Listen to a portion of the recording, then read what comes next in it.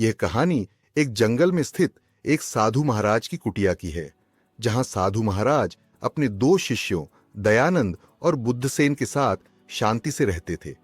दयानंद एक होशियार लड़का था, लेकिन बुद्धसेन चालाक था। सारे काम दयानंद करता था, लेकिन बुद्धसेन बहुत चतुराई से गुरुजी को यह यकीन दिला देता था कि सारे काम वही करता है। हालांकि गुरुजी बुद्धसेन की चालाकियों को जानते थे, लेकिन उन्होंने कभी कुछ नहीं कहा। एक दिन गुरुजी ने दोनों शिष्यों को पास बुलाया और कहा, तुम दोनों की शिक्षा अब पूरी हो गई है, इसलिए तुम अब स्वतंत्र हो। तुम कहीं भी जा सकते हो। मैं तुम्हें एक शक्ति देता हूं कि जब भी तुम किसी मुसीबत में होंगे तो मेरे नाम लेने से मैं तुम्हारे पास आ जाऊंगा। अब तुम अपने रास्ते पर चलो और जो मैंने तुम्हें सिखाया है उसे पूरी दुनिया को सिखाओ, लेकिन ध्यान रहे तुम इस विद्या का गलत उपयोग न करो।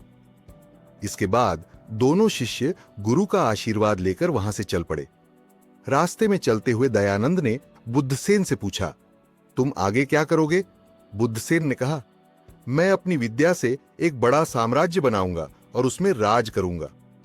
फिर बुद्धसेन ने पूछा, तुम क्या करोगे? तब दयानंद ने कहा, मैं गुरुजी की आज्ञा अनुसार लोगों को ज्ञान दूंगा। यह सुनकर बुद्धसेन हंसी में बोला, यानी तुम भिक्षा मांगोगे? और जोर जोर से हंसने लगा। दयानंद ने कुछ नहीं कहा और चुपचाप चलता रहा। फिर दोनों ने एक दूसरे से विदा ली। कुछ समय बाद बुद्धसेन ने अपनी विद्या का गलत इस्तेमाल करके असुरों की एक बड़ी सेना खड़ी कर ली और लोगों पर अत्याचार करने लगा। एक दिन जंगल में यज्ञ करते समय उसने एक साधु का अपमान किया और भिखारी कहकर उसका मजाक उड़ाया। तब साधु ने दुखी होकर उसे शाप दे दिया और कहा, तू इस जंगल में एक सांप बनकर घूमेगा। तुझे हर रोज मौत और डर का सामना करना पड़ेगा। तू जब भी भोजन की तलाश में निकलेगा, कोई ना कोई तुझे मार डालेगा और तू दर्द से तड़पते हुए मरेगा, लेकिन फिर जीवित हो जाएगा। तू मौत मांगेगा, लेकिन तुझे मौत नहीं आएगी। यह सुनकर बुद्धसेन घबराया और साधु बाबा से माफी मांगने लगा। जब साधु का गुस्सा शांत हुआ तो उसने बुद्धसेन से कहा, जब कोई सच्चा आदमी तुझे आकर तुझ पर दया करेगा और तुझे कोई अमूल्य वस्तु देगा, तब तेरी मुक्ति हो जाएगी। कई साल बीत गए और बुद्धसेन, जो सांप बन चुका था, दर्द से बेहाल होकर उस आदमी का इंतजार करने लगा जो उसे मुक्त कराएगा। बहुत साल बाद एक राहगीर वहां से गुजरता है। थकान के कारण वह एक पेड़ के नीचे सो जाता है। जब उसकी आंखें खुलती हैं तो वह देखता है कि एक सांप उसके पास बैठा है। जैसे ही दयानंद उठता है, सांप को देखकर वह उससे पूछता है, क्या भाई, बहुत दुखी लगते हो, क्या बात है? तब सांप अपनी कहानी सुनाता है। यह सुनकर राहगीर कहता है, मैं तुम्हारी क्या सहायता कर सकता हूं? सांप कहता है, क्या तुम मुझे मुक्ति दे सकते हो? राहगीर पूछता है, वह कैसे? तब सांप कहता है, मेरे दो सवालों के जवाब दे दो तो तुम मुझसे बचने के लिए तैयार हो जाना।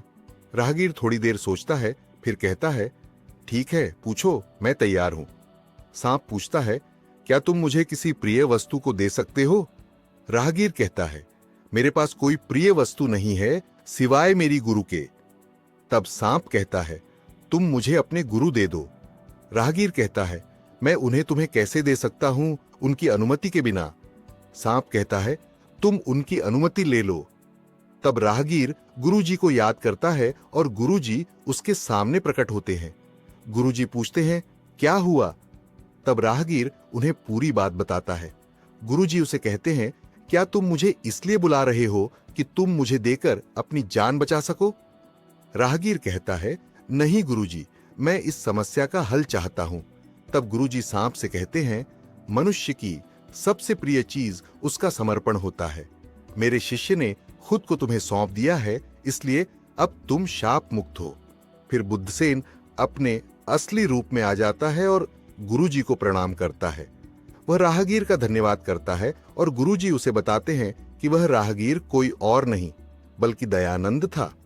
तब बुद्धसेन को अपनी गलती का एहसास होता है और वह दयानंद और गुरुजी से माफी मांगता है।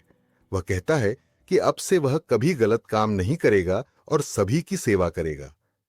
यह कहानी हमें यह सिखाती है कि सच्चा ज्ञान और समर्पण ही मुक्ति की कुंजी होते हैं और गलत रास्तों पर जाने से सिर्फ पछतावा ही मिलता है।